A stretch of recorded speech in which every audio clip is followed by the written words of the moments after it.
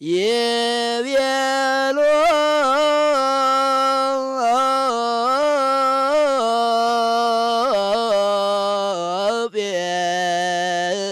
ጴጥሮስ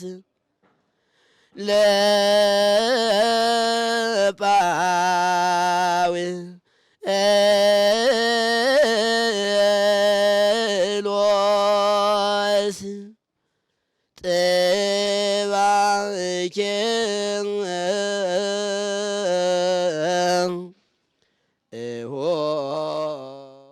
በስመ አብ ወወልድ ወመንፈስ ቅዱስ አሐዱ አምላክ። በመላው ዓለም የምትኖሩ የእግዚአብሔር ቤተሰቦች የቅዱስ ቤተክርስቲያን ልጆች ሁላችሁም በያላችሁበት ጽንፈ ምድር የእግዚአብሔር ሰላምታ ይድረሳችሁ ይብዛላችሁ። እንደምን አላችሁ? እንደምን ከረማችሁ? እንደ እግዚአብሔር መልካም ፈቃድ ዛሬም የሐዲስ ኪዳን ትምህርታችንን በቅዱስ ማቴዎስ ወንጌል ነው የምንቀጥለው። የቅዱስ ማቴዎስ ወንጌል ለዛሬው ምዕራፍ 5 እናያለን። ምዕራፍ 5 የቅዱስ ማቴዎስ ወንጌል ምን ይላል? ስለምንስ ይናገራል? በውስጡ ምን ዝርዝር ሐሳብ አለው? ለኛስ ሕይወት ምንድነው ጥቅሙ? እንመለከተዋለን ማለት ነው። እንግዲህ ምዕራፍ 5 ወሶበሪ ብዙሃን አሕዛብ ብሎ ይጀምራል። ብዙ አሕዛብን ወይም ህዝቦችን ባየ ጊዜ አርገው ውስጥ ደብሮ ወደ ተራራው ወጣ ብሎ የሚጀምረው ብዙ ህዝብን ባየ ጊዜ ብሎ ይጀምራል። ባያቸው ጊዜ ወደ ተራራው ወጣ። እንግዲህ ይሄንን ስንመለከተው አንቀጸ ብፁዓን ተብሎ ይጠራል። በቤተክርስቲያን አስተምሮ በተለይ በዚህ በአዲስ ኪዳን ትምህርት አንቀጸ ብፁዓን የሚባለው ትምህርት የማቴዎስ ወንጌል የማቴዎስ ወንጌል ምዕራፍ 5 ምዕራፍ 6 ምዕራፍ 7 ምዕራፍ 8 እነኛ አራት ምዕራፎች አንቀጸ ብፁዓን ተብለው ይጠራሉ። ጌታችን አምላካችን መድኃኒታችን ኢየሱስ ክርስቶስ የአምስት ገበያ ህዝብ እንደሚከተለው ይታወቃል፣ ይገለጻል። ብዙ ጊዜ አምስት ገበያ ሲባል በነገራችን ላይ በጣም እጅግ ብዙ ህዝብ ለማለት ነው እንጂ የአንድ ገበያ ህዝብ ብቻ አስቡት። እንግዲህ ቁጥሩ ያልተለየ ከዚህ እስከዚህ ተብሎ የማይነገር መተረክ የማንችለው በዝርዝር የማንገልጸው ነገር እጅግ ብዙ ህዝብ ለማለት የአምስት ገበያ ህዝብ ብለውታል ሊቃውንቱ። ስለዚህ ይህንን የአምስት ገበያ ህዝብ ወይም እጅግ ብዙ ህዝብ ወሶበርኤ ብዙሃን አሕዛብ ብሎ ገለጸው። ህዝብ ያው ብዙ ነው፣ አሕዛብ የብዙ ናቸው። በጣም የብዙ ህዝብ ባየ ጊዜ አርገው ውስጥ ተደብሮ ወደ ተራራው ወጣ። ከሰተ አፉንም ገለጠ ወይም ባፉ መናገር ጀመረ። ወመሐሮሙ አስተማራቸው እንዘ ይብል ብፁዓን። ከዚያም በኋላ ብፁዓን እያለ አስተማራቸው ይላል። በአጭር ቋንቋ ይሄንን ስንገልጸው ብፁዓን እያለ የሚዘረዝረውን በመጽሐፍ ስናነበው 9 ጊዜ እናገኛለን። 9 ጊዜ ብፁዓን እያለ አስተምሯል፣ ሰብኳል፣ ገስጿል። ብፁዓን እንግዲህ ያው በብፁዓን አንቀጽ ለይቷል ማለት ነው። መቼም ንጉስ አንድ ሀገርን የሚቆጣጠሩ ለመሪነት ትግል ላይ ያሉ አካላት ሀገርን በሚቆጣጠሩበት ጊዜ ልክ ያን ጊዜ ሁሉም ሌባውም ቀማኛውም ሁሉም ወደ ቤተ መንግስት አውሮ እየገሰገሰ አጃቢ ሆኖ መስሎ ይገባል ማለት ነው። ከዚያ በኋላ ግን አዋጅ አውጆ ልክ ሀገረ መንግስት በተረጋጋ ጊዜ ከዚህ በኋላ ሌባውን፣ ወንበዴውን፣ ቀማኛውን፣ ጤነኛውን ይለይ ብሎ አዋጅ ነግሮ በአዋጅ መሰረት እንዲለይ ጌታችን ኢየሱስ ክርስቶስም የሚከተለው ብዙ ህዝብ ነው። ከዚያ መካከል ግን ቀማኛም አጭበርባሪም እንደገና ደግሞ እንዲሁም ደግሞ እምነት የሌለው አማኝም የተለያየ ስለነበረ ይህን በብፁዓን አንቀጽ እየለየ አስተማረ ብለው የአንድምታ መተርጉማን የአዲስ ኪዳን ሊቃውንት ያስቀምጡታል ማለት ነው። ስለዚህ አንቀጸ ብፁዓን ስንመለከተ በሁለት አይነት መንገድ ይተረጎማል። እንደምሳሌ የሚራው ብፁዓን ናቸው፣ የሚሰደዱ ብፁዓን ናቸው፣ እንደገና የሚያስታርቁ ብፁዓን ናቸው ይላል። በዝርዝር ነገር ይሄን ሁሉ ማድረግ የጽድቅ ስራ ስለሆነ ከዚህ ውጪ መሆን እንደሌለባቸው ሲያስረዳ ነው። ትክክለኛ ነኝ የሚከተለኝ ሰው ካለ እነኚህን 9 ሐሳቦች ያስቀምጥ።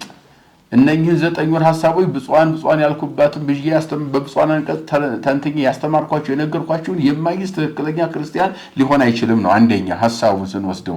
በሁለተኛ ደረጃ የተለያየ አሁን ለምሳሌ ምግብ እያበረከተ ያበላል የሚል ወሬ ሰምተው አይ ምግብ እያበረከተ የሚያበላ ከሆነኛ ታዲያ ለምን እንራባለን ብለው ለሆዳቸው የሄዱ ሰዎች ስለነበሩ ለጽድቅ ሳይሆን ለሆድ የሄዱ ሰዎች ምን አላቸው? የሚራቡ ብፁዓን ናቸው፣ ስለ ጽድቅ የሚራቡ አላቸው። አይ በጽድቅ ብትራቡ ጥሩ ነው ብፁዓን ናቸው አለ። ነገር ግን እናንተ ለስጋችሁ ብቻ ሳታምኑብኝ ሆዳችሁን ለመሙላት የመጣችሁ ናችሁ እንደማለት ነው። አጠቃላይ ሁሉም በግልባጭ ተረጎመው። እንደገና ደግሞ የሚያስተ የሚያስታርቁ ብፁዓን ናቸው አለና እነሱ እስመሙቱ ይሰመው ወልደ እግዚአብሔር የዚያ ልጆች ይባላሉ አላቸው። ለምን? ከዚያ መካከል አንዱን ካንዱ ጋር እያጣሉ ጠላትነትን የሚዘሩ ሰዎችን የሚከፋፈሉ በውስጣቸው ለጠብ ረፍት የሌላቸው አስተሳሰብ ያለው ልብ ያላቸው ሰዎች ስለነበሩ የሚያስታርቁ ብፁዓን ናቸው እንጂ የሚያጣሉ አይደሉም የሚል ዘጠኙም አንቀጽ ዘጠኝ አይነት አመለካከት ያለው ህዝብ ስለነበረ በዝርዝር በግልባጩ እሱን ነገር አስተካክለው ወደ እውነተኛው መስመር እንዲመጡ በዝርዝር ያስተማረበት ሁኔታ እንመለከታለን። የመጀመሪያው አንቀጽ ይሄን ዘጠኙን አንቀጽ ብፁዓን ነው የምንመለከተው። ከዚያ በኋላ ወደ መጨረሻ ላይ እነኚህ ሲነግራቸው እናንተ የምድር ጨው ናችሁ፣ ጨው አልጫ ቢሆን እንዲህ ምን ያጣፍጠዋል? እነኚህ ትክክለኛ ሰዎችን ማለት ነው እሱን የተከተሉ ወይም ያስተማራቸውን የሚተገብሩ ሰዎችን ማለት ነው ይነግራቸዋል።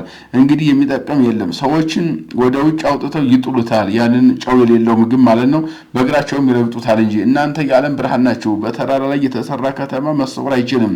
ያው እንደዚያ ነው ክርስቲያን በምግባሩም ባረማመዱም በኑሮውም ሁሉ ነገር ትክክለኛ እውነታው መኖር እንዳለበት የሚያወራውን መኖር ካልቻለ ግን ለሌሎች እንቅፋት እንደሚሆን ደሞም ተሰውሬ ኃጢአት ላድርግ በደል ስራ ቢባል ደግሞ መሰወር እንደማይችሉ አንድ ጊዜ የተገለጡ ስለሆነ በዝርዝር ራሳቸውን ጠብቀው ለሌላው እንቅፋት ላለመሆን አስተማሪ በህይወታቸው ባረማመዳቸው በኑሯቸው ሁሉ በአፋቸው በሚናገሩትን በልባቸውም የሚያስቡት አንድ አይነት መሆን እንዳለበት በዝርዝር በዚህ መንገድ በምሳሌነት ያስተምራል ማለት ነው። ከዚያ በሁለተኛ ደረጃ ያለው አንቀጽ ስለ ብሉይ ኪዳን መጽናት ነው። ኦሪትና ነቢያትን ልሽራቸው አልመጣሁም ይመጻይኩ ሳሮሙ ለኦሪት ወለነቢያት ዳይሙ ከመፈጽሞሙ እነሆ ላዘጋጃቸው መጣው እንጂ ኦሪትና ነቢያትን ልሽራ አልመጣሁም ብሎ ስለ ኦሪት መጽናት ይናገራል። በነገራችን ላይ የኦሪት መጽሐፍ አለፈ የሚሉ ሰዎችም ስላሉ ወይም አያስፈልግም አይነት ስሜት ያላቸው ስላሉ እነኚህ ሰዎች ይህንን መጽሐፍ ቅዱስ በደንብ መረዳት ማቴዎስ 5ን በደንብ መረዳት ያስፈልጋል። ብሉይ ኪዳን በሶስት አይነት መንገድ ይጠናል፣ ይተረጎማል፣ ይተነተናል፣ ይረቀቃልም ጭምር ማለት ነው። እንዴት በሶስት አይነት መንገድ ከተባለ አንደኛ ያላለፈ ቀጥታ የቀጠለ ማለት ነው። ምንም ሳይነካካ የቀጠለ የብሉይ ኪዳን ሕግ አለ። ለምሳሌ 10 ትእዛዛተ ኦሪት እንዳለ ቀጥለዋል እንጂ እዚያ የተሻረ የለም ወይም የተስተካከለለትም የለም። ቀጥታ ቀጥሏል። ይታምልክ ብሎ ይቀጥላል ማለት ነው። ያ በአዲስ ኪዳንም ከነኛ አጉድሎ እንደውም ያስተማረ ካለ በመንግስተ ሰማያት ጎደሎ ነው ብሎ ጌታችን ተናግሯል። በዚህ ላይ ማንም ሰው ተነስቶ ይሄ ሕግ ተሽሯል ማለት አይቻልም። አልተሻረም፣ ጌታችን አልሻረም። ያንን የሚሽር ካለ እሱ የተሻረ ከዚያ የሚያጉድሎ የሚያስተምር ካለ ራሱ ጎደሎ ነው ብሎ ጌታችን ገልጿል። ከዚህ ውጭ ሌላ ሰባኪ የሚያስፈልግ ስላልሆነ ራሱ ባለቤቱ ያስቀመጠውን ቃል በቃል ይህን መማርና ማወቅ መረዳት ተገቢ ነው ማለት ነው። ይሄ ቀጥታ የቀጠለ ትንቢተ ነቢያቱ ይህ ሕገጋተ ኦሪቱ ይሄ ቀጥሏል ማለት ነው። በሁለተኛ ደረጃ ብሉይ ኪዳን ሲጠና የተሻሻለ ሕግ የምንለው አለ። የተሻሻለ ሕግ ለቀድሞው የሚወዷችሁን ውደዱ ነው፣ የሚጠሏችሁን ግን ጥሉ አይነት። እንደገና አይን ስለ ጥርስ አይንን ከመታ አይንን ምተው፣ አፍንጫን ጥርስህን ከመታ ጥርስህን ምተው አይነት ነገር ትምህርት ነበረ። እውነት እላችኋለሁ ቀኝን ሲመታ ግራን ስጠው ብሎ የተሻሻለ ሕግ የሚባለው ደግሞ ይሄ ነው። በሁለተኛ አንደኛ ቀጥታ የቀጠለ ሕግ ምንም ማሻሻያ ያልተደረገበት ያልተሻረ ማለት፣ ሁለተኛ ደግሞ የተሻሻለ ማሻሻያ የተደረገበት ሕግ የምንላቸው እነኚህ ናቸው ማለት ነው። በሶስተኛ ደረጃ ፍጹም የተሻረ ሕግም አለ በብሉይ ኪዳን። ያንን አበጥሮና ለይቶ አውቆ ተረድቶ መኖር ግድ ነው። ለምሳሌ የመስዋዕት አይነት መስዋዕትን ስንመለከተው መስዋዕት በሙሉ ተሽሯል። በዘሌዋውያን ምዕራፍ 1 ላይ እግዚአብሔር በሙሴ አማካኝነት አሮንን ካህን አድርጎ ከሾመ በኋላ አሮን የምድር የመጀመሪያው ቆሞ የሚሄድ ካህን ነው። ያ እንደ መልከጼዴቅ በድብቅ ወይም እግዚአብሔር ብቻ የሚያውቀው ክህነት ሳይሆን በጋድ ህዝቡ እያወቁ የተሾመ በአደባባይ የተሾመ ስርዓተ ክህነትን አጠቃላይ እስከ ልጆቹ ይዞ እንዲቀጥል የብሉይ ኪዳኑን ማለት ነው የተሰጠው ሰው አሮን ነው። የሙሴ ወንድም ነው። ቤተ መቅደሱን ከነ ሙሉ ክብሩ ካላገልግሎቱ የተረከበ ነው።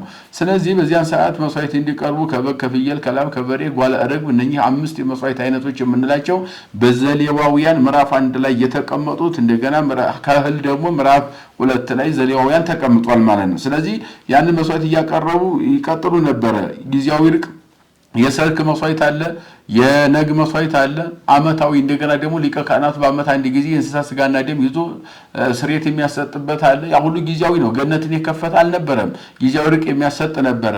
በሐዲስ ኪዳን ግን እነኚህ ሁሉ ሙሉ በሙሉ ቀርተው ተወግደው ቆመዋል። ተሽሯል የምንለው የኦሪት ሕግ ይሄ ነው ማለት ነው። ተሽሯል። ምክንያቱም አባ ሕርያቆስም በቅዳሴው ላይ እንዳለው አኮ ከመመሳይቶም ለቀደምት አበው ዘበደመ በግ ወሐርጌ ወላሂም አላሳቱቱ ብሎታል። ይሄ አስቀድሞ በበግ በላም በፍየል በበሬ በእንስሳ ስጋና ደም የሚደረግ አይደለም መስዋዕታችን እንደ አባቶቻችን እሳት ነው እንጂ ብሏል። እሳት ማለት ኃጢአትን የሚያቃጥል ለሰው ሕይወት የሚሆን እሳት ነው ብሎ ይሄን በዝርዝር ተናግሯል። ይሄንን በሶስት አይነት መንገድ ኦሪት ወይም የብሉይ ኪዳን መጻሕፍት ይጠናሉ ማለት ነው። ይህንን በዝርዝር የሚነግረን ስለሆነ ኦሪትና ነቢያትን ልሽራቸው አልመጣውም ብሏል።